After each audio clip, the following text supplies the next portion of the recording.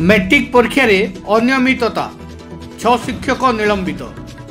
Matric परीक्षा रे अनियमितता अभियोग रे बलांगीर जिलापाल को निर्देश क्रमे जिला शिक्षा अधिकारी 6 जन शिक्षकों को चाकरी निलंबित कर।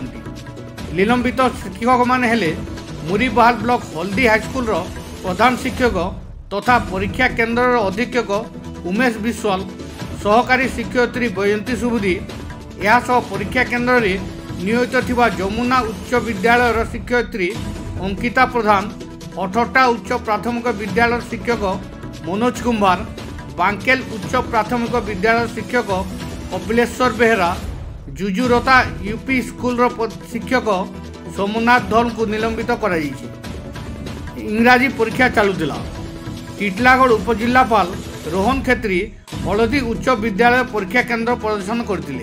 उपजिलापाल परीक्षा केन्द्र प्रदर्शन समय केन्द्र में अनियमितता होता देखि शिक्षक मान विरुद्ध में कार्यानुष्ठान जिलापाल पाखरे सुपारिश करते। तेबे जिलापाल को निर्देश क्रमे जिला शिक्षा अधिकारी शिक्षक मान निलंबित कर। बलांगीर मिर्चा न्यूज टीम ब्यूरो।